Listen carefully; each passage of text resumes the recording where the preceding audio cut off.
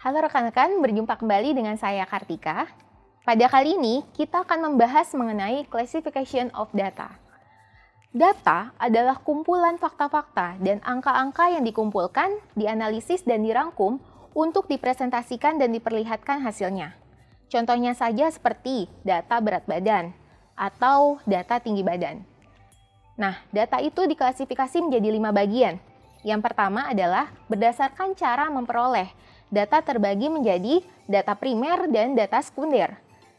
Data primer adalah data yang diperoleh pertama kali oleh peneliti dari sumbernya. Contohnya seperti data kuesioner, wawancara, dan focus group discussion.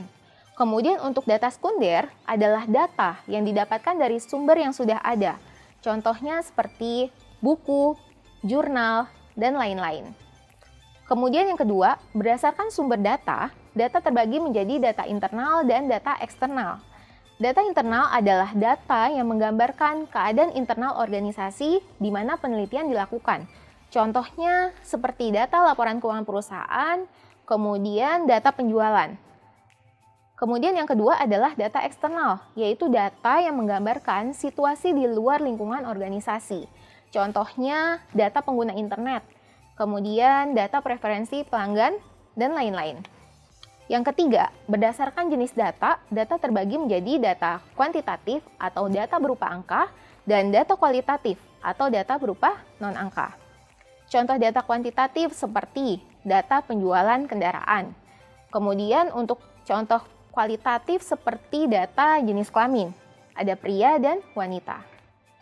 Yang keempat, berdasarkan sifat data, data terbagi menjadi dua, yaitu data diskrit dan data kontinu. Di mana data diskrit adalah data berupa angka yang bersifat bilangan bulat. Jadi data ini bukan berbentuk pecahan atau desimal. Kemudian yang kedua adalah data kontinu, yaitu data berupa angka yang merupakan hasil dari suatu interval, termasuk dalam pecahan ataupun desimal.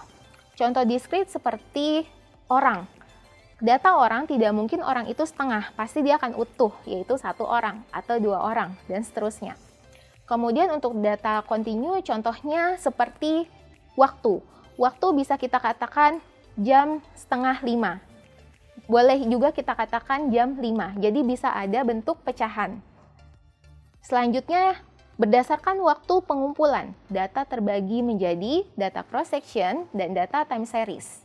Nah, data cross-section adalah data yang didapatkan dalam satu kali pengumpulan, di mana dikumpulkan bisa dalam beberapa hari, minggu, ataupun bulan untuk dapat menjawab pertanyaan penelitian kita. Kemudian untuk data time series, yaitu data yang terdiri dari objek yang kita teliti dalam waktu periode tertentu, misalnya dalam periode tahunan.